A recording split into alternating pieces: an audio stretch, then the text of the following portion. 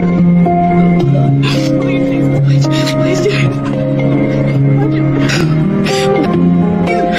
please bring life back into joy, please. Please, Lord, send your Holy Spirit to save my son.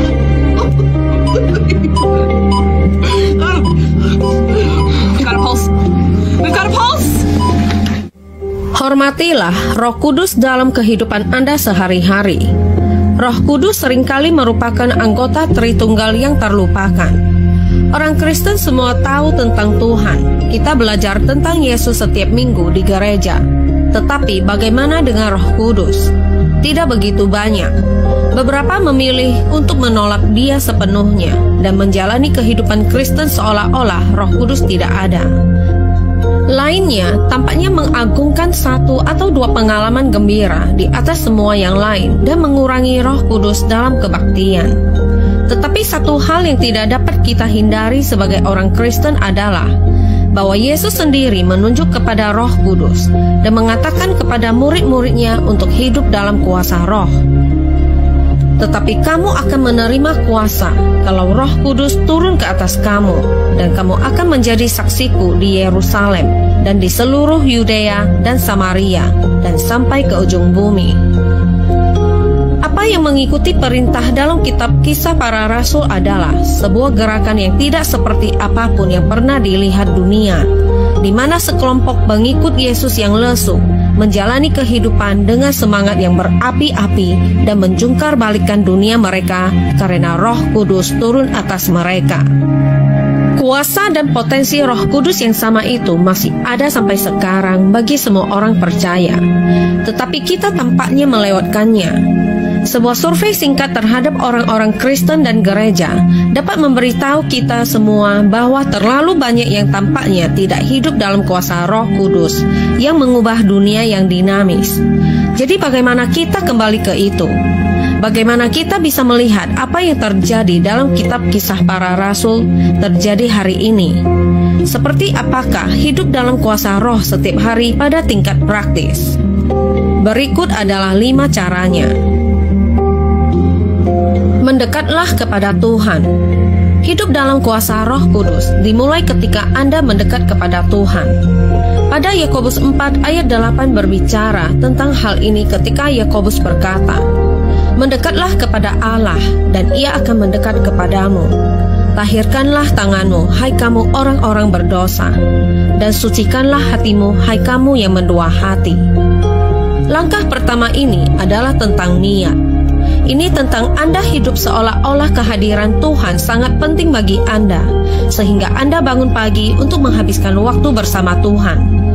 Pada Markus 1 ayat 35, memberitahu kita bahwa Yesus sendiri bangun pagi-pagi untuk berdoa dan menghabiskan waktu bersama Bapa. Jika kita ingin hidup dalam kuasa Roh, kita harus mulai dengan hubungan yang dekat dalam hadirat Tuhan secara teratur, dan itu membutuhkan niat. Jangan heran jika kuasa Tuhan seolah-olah kurang dalam hidup Anda, jika Anda tidak pernah menjadikannya prioritas untuk menghadap Tuhan. Sisihkan waktu dari hari Anda untuk berbicara kepadanya. Hentikan segalanya, diam dan menghadap Tuhan. Itulah langkah pertama untuk hidup dalam kuasa Roh. Rendahkan dirimu. Jika Anda ingin dipenuhi dengan Roh, Anda harus mengosongkan diri Anda terlebih dahulu. Tuhan tidak akan memenuhi Anda dengan Roh-Nya jika Anda sudah penuh dengan diri Anda sendiri. Satu hal yang akan Anda temukan dalam kitab suci adalah bahwa Allah membenci kesombongan. Pada Yakobus 4 berbicara tentang ini juga. Tuhan menentang orang yang sombong, tetapi menunjukkan kasih sayang kepada orang yang rendah hati. Rendahkanlah dirimu di hadapan Tuhan, maka Ia akan meninggikan kamu. Yakobus mengatakan bahwa jika Anda sombong, Tuhan secara aktif menentang Anda. Banyak orang Kristen tidak akan pernah mengalami kuasa Roh penuh karena Allah secara aktif menentang mereka karena kesombongan mereka. Tuhan membenci kesombongan. Merendahkan diri sendiri adalah tentang penyerahan diri, mengosongkan diri Anda sendiri sehingga Tuhan dapat memenuhi Anda dengan Roh. Berdoalah dengan berlutut. Nyatakan ketergantungan Anda kepada Tuhan. Mintalah bantuannya. Kembangkan kerendahan hati. Hidup dalam kuasa roh tidak akan pernah terwujud tanpa kerendahan hati. Jadi, bagaimanapun Anda perlu mengatasi diri sendiri.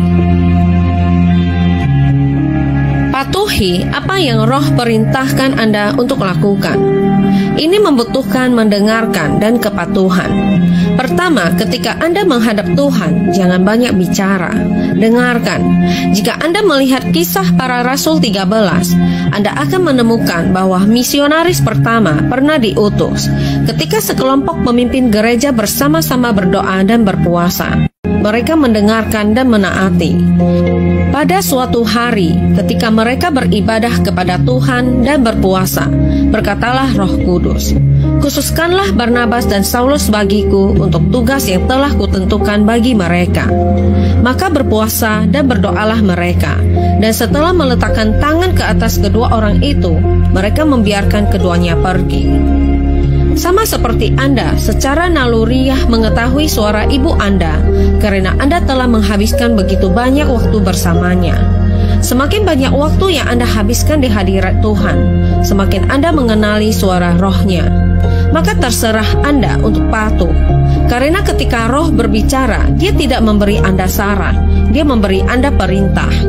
Tetapi karena Anda sudah merendahkan dan menyerahkan diri Anda pada titik ini, Anda siap untuk patuh. Spesialisasi dalam karunia rohani Anda. Kita biasanya tidak terlalu memikirkan hal ini, tetapi karunia-karunia rohani sangat penting. Inti dari karunia-karunia tersebut adalah bahwa itu adalah cara kebiasaan Tuhan untuk menggunakan kuasa Roh Kudus di dalam dan melalui hidup Anda. Atau dengan kata lain, jika Anda ingin hidup dalam kuasa roh setiap hari, temukan dan bersandarlah pada karunia rohani Anda.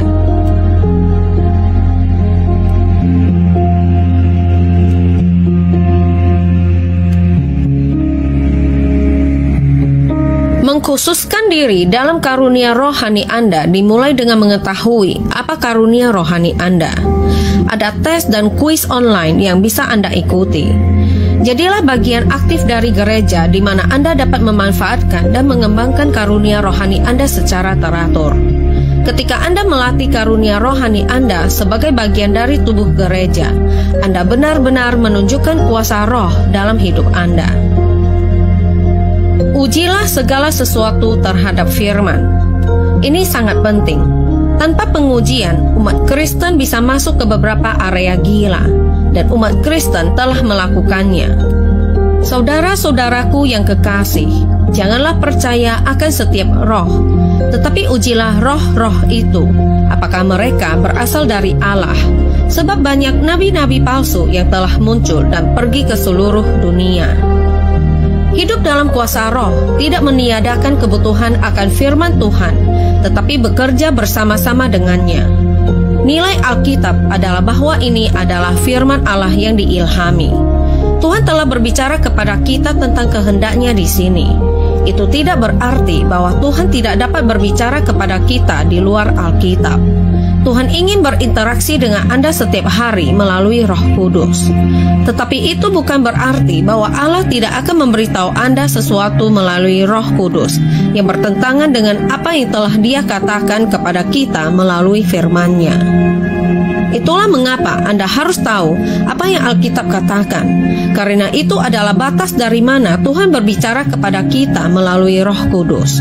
Hidup dalam kuasa roh setiap hari tidak harus menjadi pengalaman yang sulit dipahami atau mistis. Ada cara praktis untuk merasakan kekuatan itu setiap hari. Mendekatlah pada Tuhan, rendahkan dirimu, patuhi apa yang roh perintahkan untuk Anda lakukan. Spesialisasi dalam karunia rohani Anda, uji segala sesuatu terhadap firman. Jadikanlah kelima hal ini menjadi kebiasaan, dan jangan kaget ketika roh mulai menunjukkan kuasanya di dalam dan melalui hidup Anda.